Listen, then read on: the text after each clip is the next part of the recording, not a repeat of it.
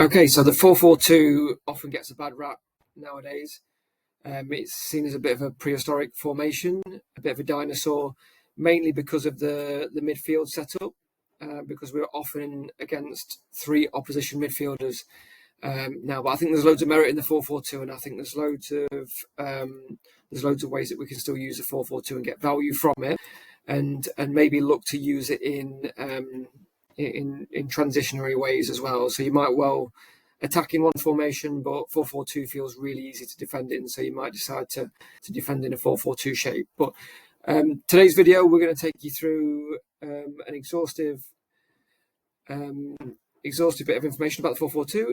We're going to look through lots of key points, how it's set up, how we hold possession in the 4-4-2, lots and lots of different bits. But let's get straight into it. So the 4-4-2 in terms of shape, and people are going to hate me because it's a 1-4-4-2, but I'm not going to talk about the goalkeeper today, so apologies any goalkeepers unions out there.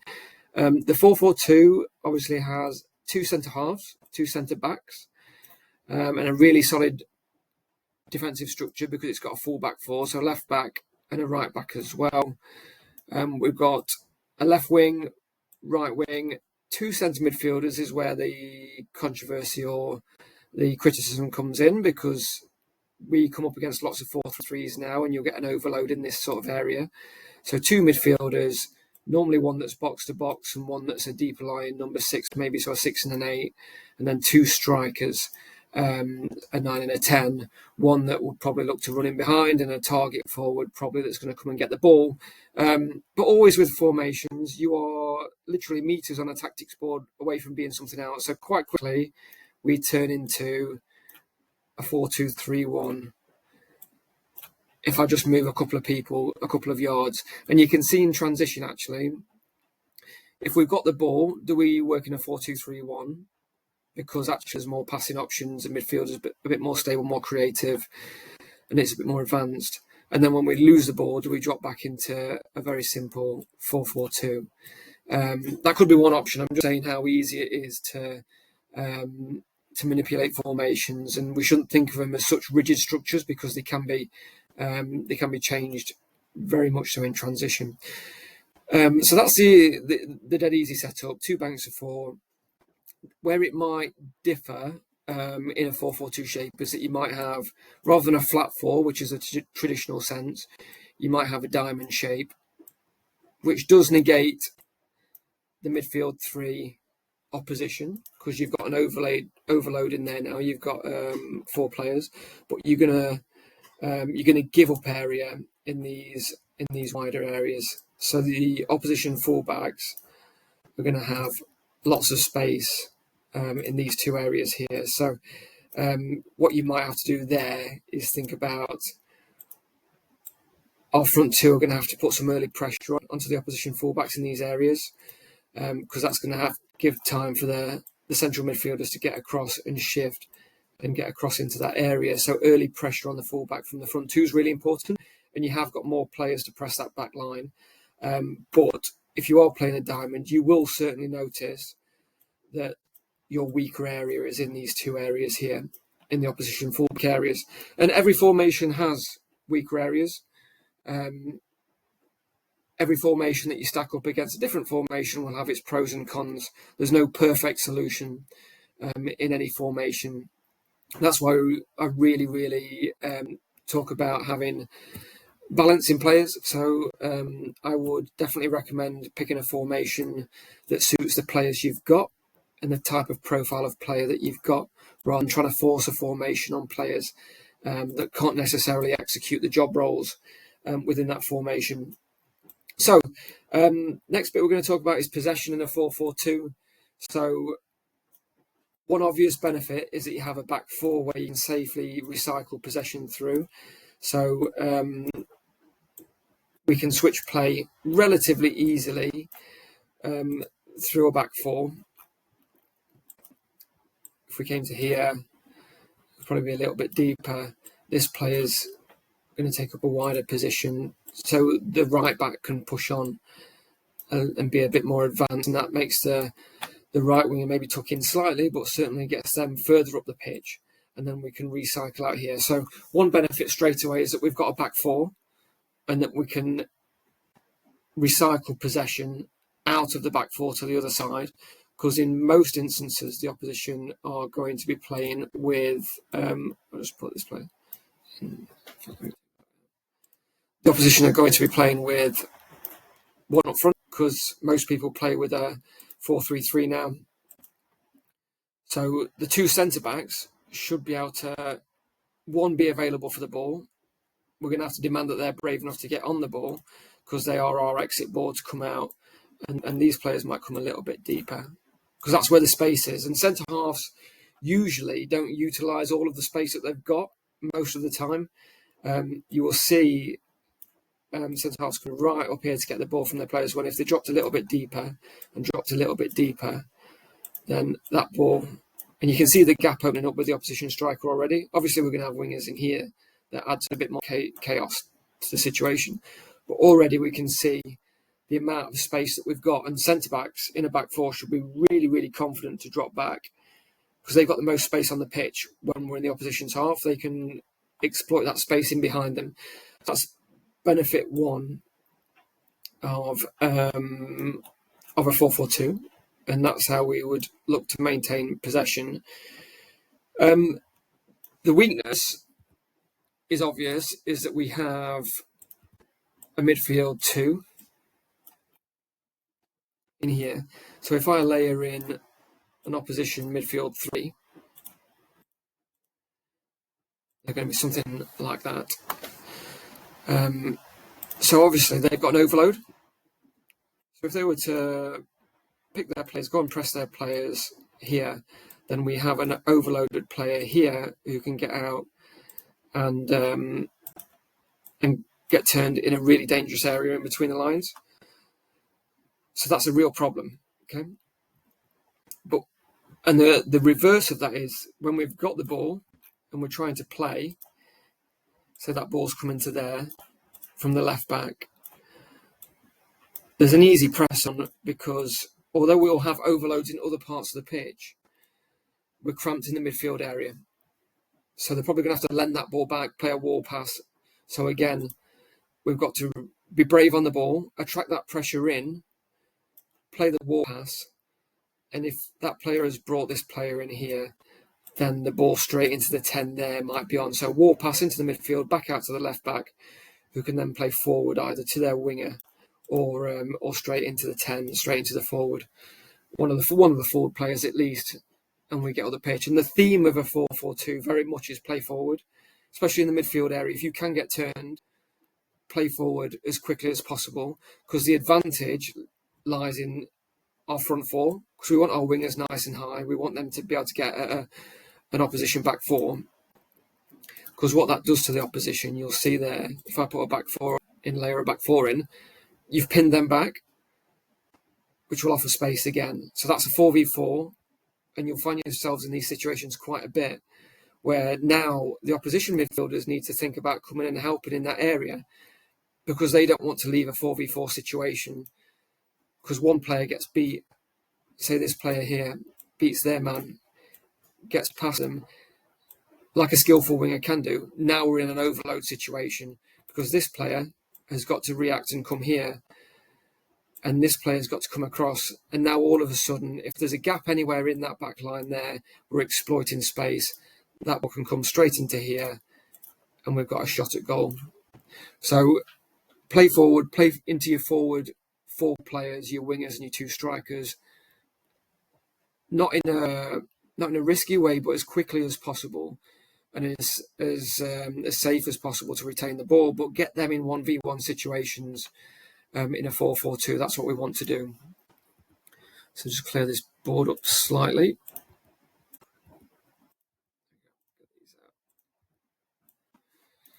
So another principle in a 4-4-2 is that we really want to get wide and stretch the play.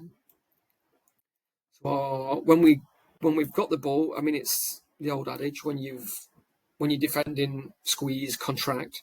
When you've got the ball, get really big, and that's no more prevalent than it is in a 4-4-2, because there will be gaps in between the lines. It's quite a rigid structure.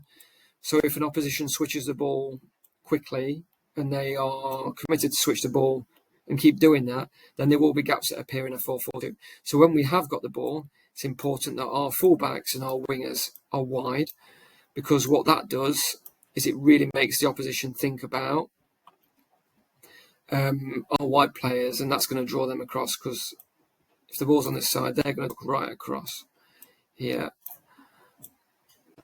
These players are going to tuck across. I know I haven't got all.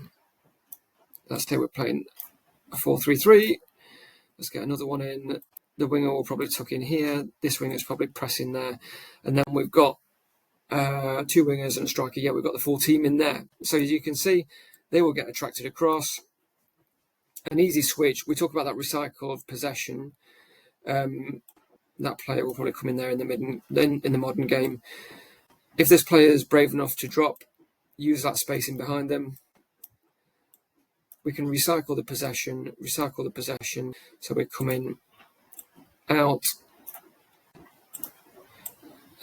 or even straight to there if we're brave enough.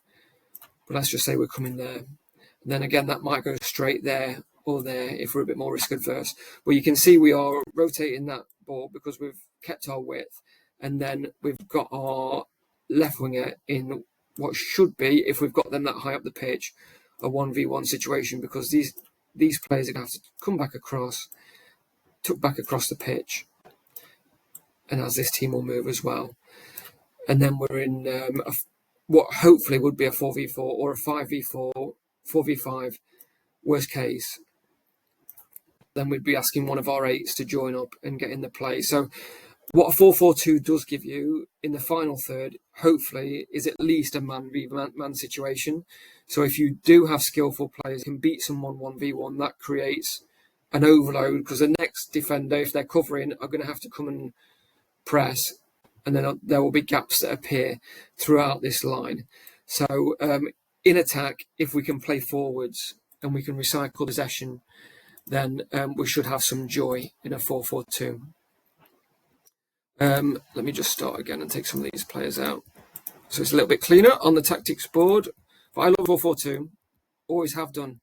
But again, the profile of player, especially in that midfield area, is really, really important. Just bring our shape back. There we go. Very loose 4-4-2. But you can see when I talk about the rigidity, if we do get caught, there's huge gaps that can appear between the lines. And clever opposition players are going to really exploit that. And I'm talking here as well, right? So any of these gaps that appear in between the lines there, that's just trouble in a 4-4-2.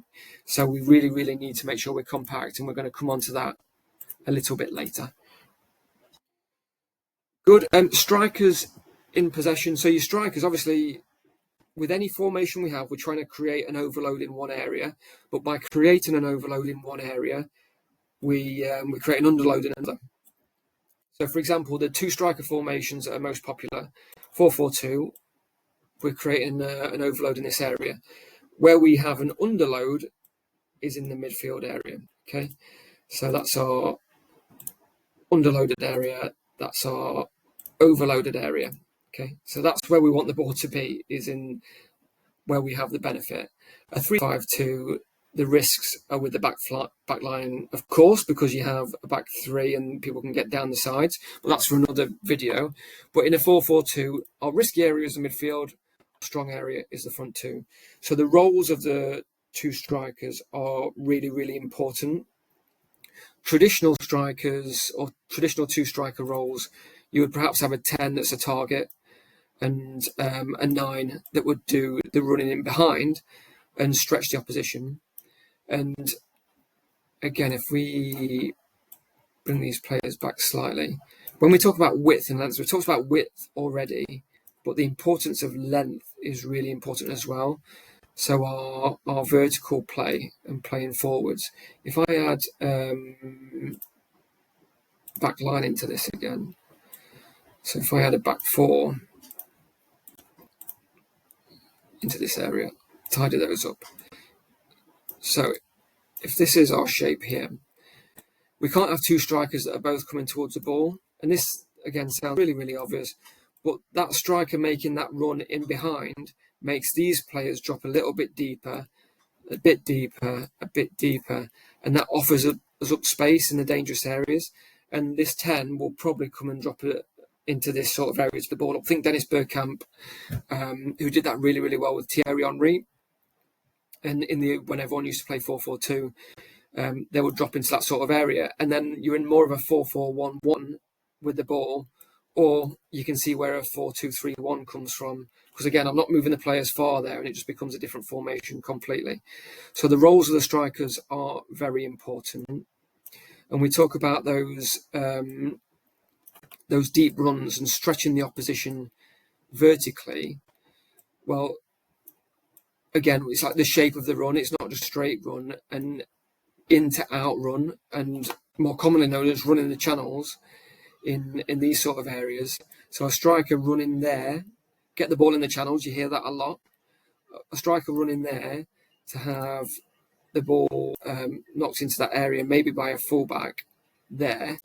Used to see Dwight York and Andy Cole used to do that brilliantly, and then that gives the winger the opportunity to get into that danger area there and make an out to in run, and that combination is absolutely lethal if we get it right. So the left back putting the ball in the channel, the strikers making a in to out run to get the ball, the wide winger, the left winger here is making their out to in run, and now they're the ones that's creating the danger. And that's obviously the defenders would react there, but that's in simplistic terms the sort of things that we would like to see.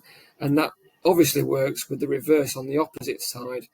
The strikers made the run, have played the ball down the side, and the winger has got into those sort of areas, and then we could perhaps have a cross into that area for a goal scoring opportunity. But that's the sort of movement that we need to see from our front players. So that's briefly striker roles and the movement we'd want to see from our strikers. Now, my favourite subject, defending as a unit. I used to be a defender, so I love talking about defending. It's not the most glamorous thing in the world. But in a 4-4-2, your compactness is extremely important because gaps will appear between the lines. So what we want to see is, depending on where the ball is. So the first thing we want to be is goal side, okay? So goal side, ball side are the two things that you want to be. So we are going to assume that the opposition, sorry, I'm just moving these across really, really slowly. We're going to assume that the opposition right back, where are you? The opposition right back has got the ball here. So we're all goal side of the ball, which means we're closer to our goal than the ball. So we're all goal side of the ball. And then we want to be ball side as well, which means we want to shift as a unit to the ball side. Okay, so they're going to come across as two banks of four. And again, that's a phrase that you hear a lot, two banks of four, but it's really, really solid. And it's really important that these wingers, when we are defending, tuck right across. And they want to be in line with the back post, ideally, or a little bit further if they're brave enough to tuck in, okay? And you'll see, just watch modern football now and see how brave teams are when they shift over in their block. It will blow your mind how far they get over the pitch. Because the obvious point is, but what about these players out here? What about the opposition winger here, okay? That's the fear that we've got to get over is, well, we're leaving somebody in 20, 30 yards of space. Trust me, that's okay. Because by the time they have played that ball to there, or even better, gone to there, and gone to there, this block should have shifted as a unit to get to there, okay? And then they've got to think about getting back here again, and back to here. And that the movement of the block is very, very important. Let me just get that arrow. Apologies if you can hear my washing machine. That's not very professional, but we move. So, and the block just moves and moves and moves with the ball. So as the opposition switch the play, the block moves vertically and horizontally, okay? And this will be down to your game model, your strategy, whether you want to do a high press, whether you want to have a mid block, or you want to have a lower block, which sits much deeper. That is completely down to your model and how you want to win the ball back. But the spacing between the lines is so important. Not just in between the vertical lines, so between the winger and the midfielder, or the right back and the central defender, but between the back four and the midfield four. This gap here in a 4-4-2 is going to cause you problems if, and this is why communication is so important, if that's just that, and that gap is even bigger, opposition players will get a player in there and get them turned, and then you're in all sorts of problems, okay? And the same is relatively true. Clicked on someone. The same is true for these front players.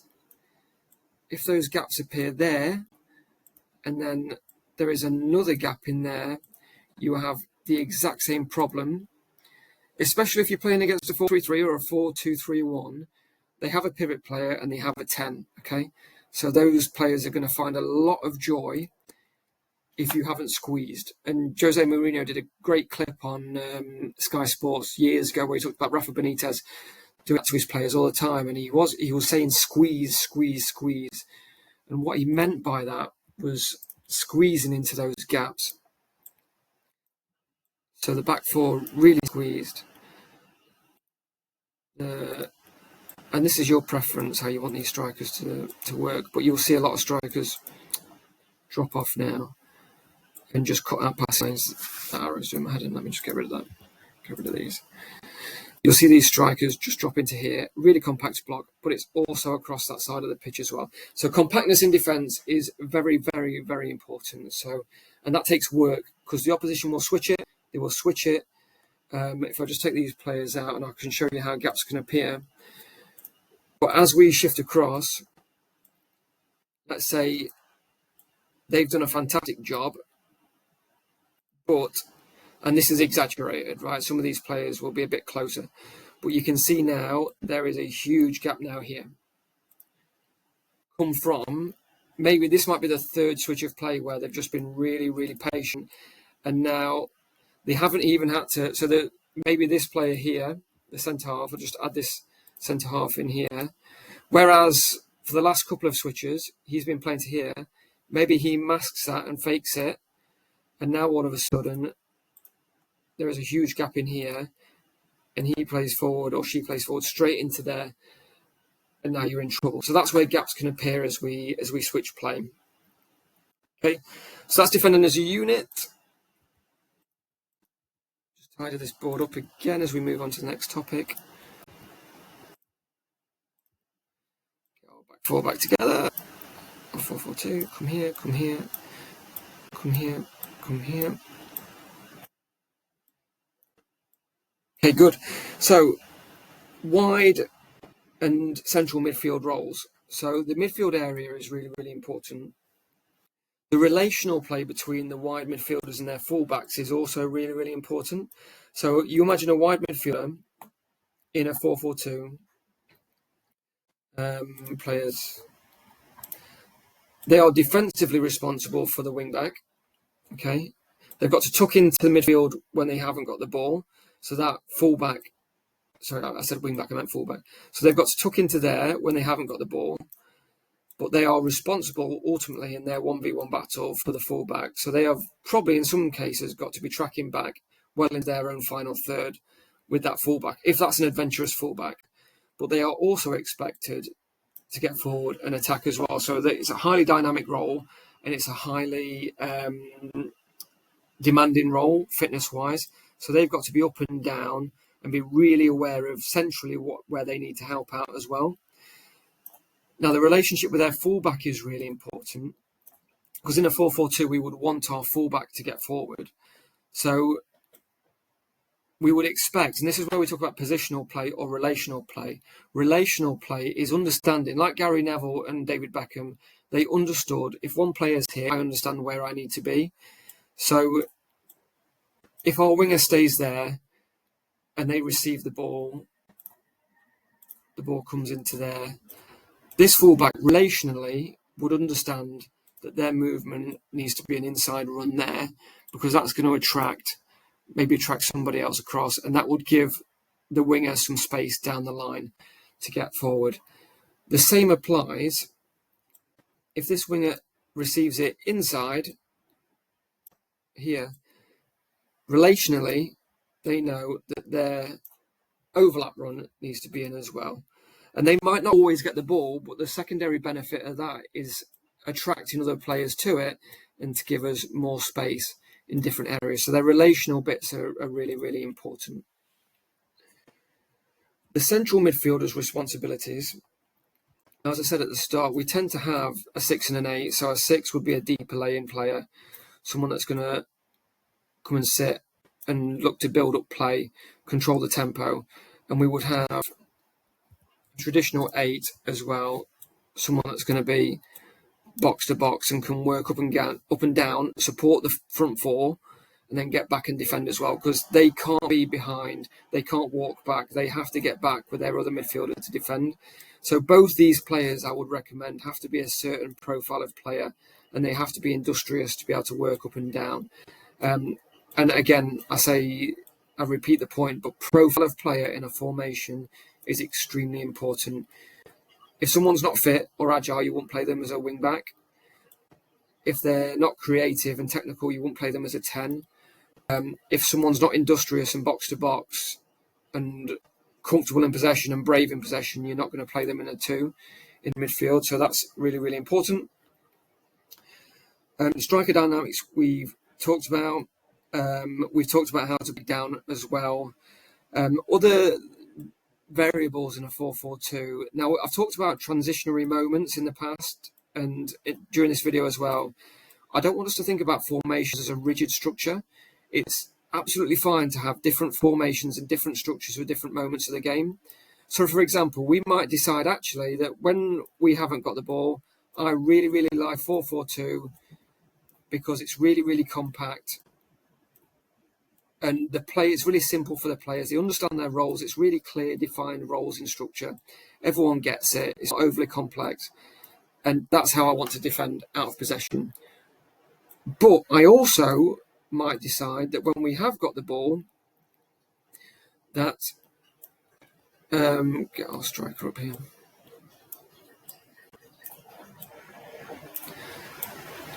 I might also decide that when we have got the ball, my right back inverts to become a holding midfielder, and we build up with the back 3. That's also okay. You might also decide that a left back, that comes in there. You might have your 2 holding midfielders.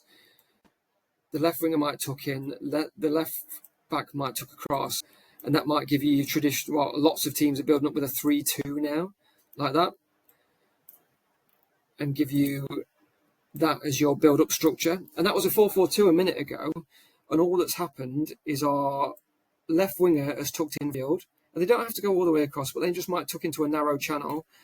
The left back has pushed up as a left winger, and now we've got 3-2 to build up in, and which is a really solid build-up structure. Lots of teams do a 2-3 now as well, depending on the formation that you're starting. If yours going from a 4-3-3, invert the full back in. But yeah, don't be fixed.